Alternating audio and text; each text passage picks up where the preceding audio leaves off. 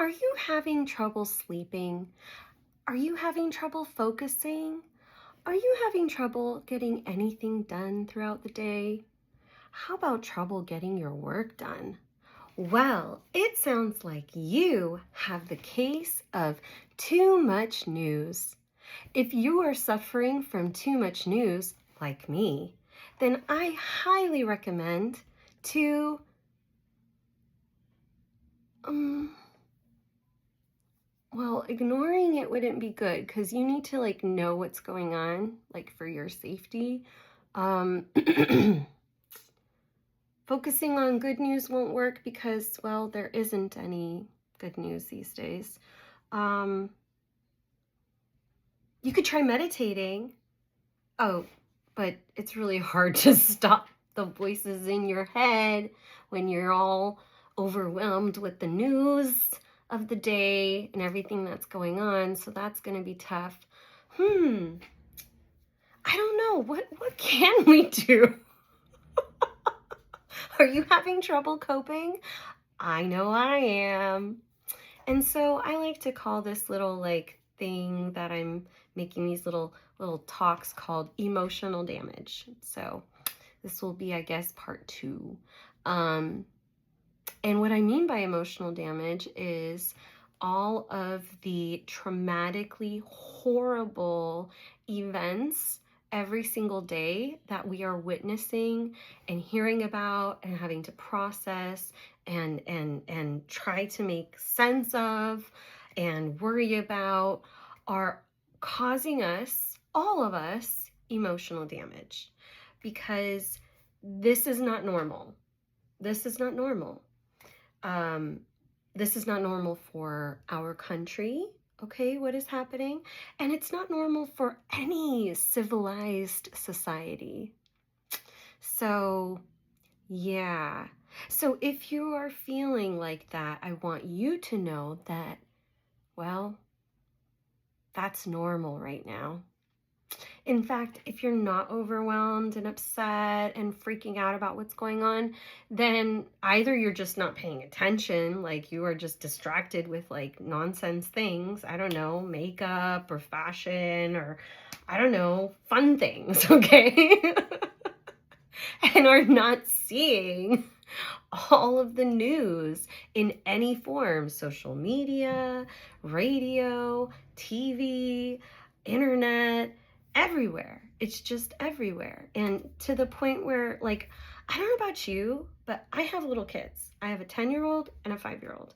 And I literally can't even look at my social media with the volume on around my kids anymore because all it is um, guns being shot, people being killed, people screaming and yelling for help or what the fuck did you do? And listen, I'm a potty mouth, so I'm not trying to say, oh, there's so much swearing right now. Like, who cares? Swear if you have to. Swear if it makes you feel better, okay? Because we got to do whatever we can right now to help us deal with all of this. So I'm not talking about that, but what I'm talking about is that the news is so bad that I can't even have my kids hear the news. Like, I grew up having to listen to the news in the 80s and the 90s. Do you 80s and 90s kids out there remember we had to do little reports, like what was it called, current affairs or events? I don't remember. Current events, I think, right? Like we had to watch the news with our parents and like write a little summary, and it was typically like there was a car accident, somebody robbed something, of course it's negative. It wasn't like good news, right? It's news, right? So they're gonna tell you like, oh shit, this bad thing happened. Like, well, okay, can you show us like anything good that happened? No, nobody pays attention to that. I would pay attention to that. In fact, it would be so cool. Maybe that's a good idea to have like a news station where it's like only good news. Can we do that? We need some balance here. We need some balance here because right now it's just bad. Like bad. Like it just like hits the table. Bang. I laugh so I don't cry. That's like a defense mechanism of mine. So for all you out there, my name is Jamie, and I'm just a little old me. I'm just a mom of two little boys, and I'm an author and an illustrator. And I used to be an federal investigator at HUD, the United States Department of Housing and Urban Development, where I investigated complaints of discrimination in housing and lending on the basis of race, national origin, color, familial status, religion, color, and disability. Okay, did that for 11 years. Then I was a city official for the beautiful, affluent, gorgeous city of Indian Wells, darling. Yes, that was a nightmare. So I was in the federal government. I was in the city government, and so I've been in the government my whole entire career, whether it be federal or city. And right now, I am so grateful that I am not working for the federal government anymore. Not only was it hard, and actually was terrible under Trump's first term. I worked for the federal government, and I was even the spokesperson for the government shutdown that happened. I was the one that was, running around screaming like, "End the government shutdown now! End the government shutdown now!" Well, now I'm on the flip side of that, and I'm like, make sure that you shut down this government, and make sure that you don't fund ICE. I don't care what you have to do. You shut it down. You hear me? Shut it down. We don't deserve this, America. We don't deserve this treatment. We, the United States of America, are given certain rights as citizens of this country in the form of our Constitution and our Bill of Rights and our laws and all kinds of other things besides, like social norms and things like that too. Makes our civilization what it is, okay?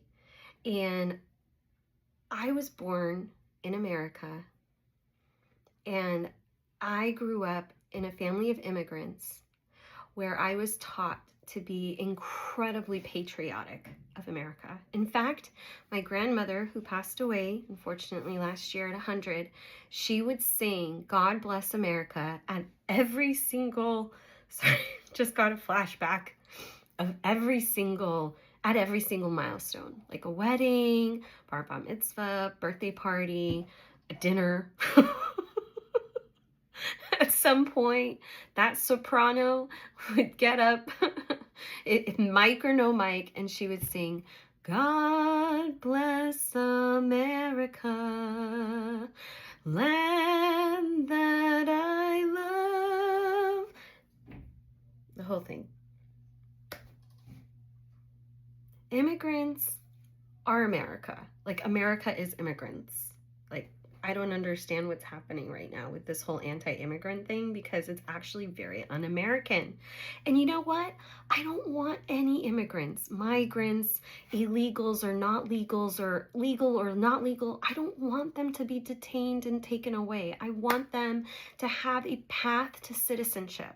I want every single person who wants to come to America, who has good intentions, okay, normal intentions, for a better life, for themselves and their children, like normal immigrants, right? I want them all to stay here and have safe and happy lives where we can all pursue life, liberty, and justice, and make America what it is, American, which is being immigrants. We are just one big country made up of immigrants. Like, the hands, the fingers, the head, the body of America is all immigrants. We are just a big robot of immigrants. I don't know where I'm going with that.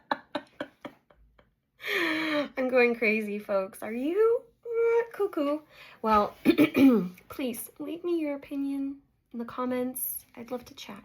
If you feel me, then follow me, okay? It'd be great to communicate about this with somebody, anybody, please, out there. Talk to me. Talk to me. Talk to you later.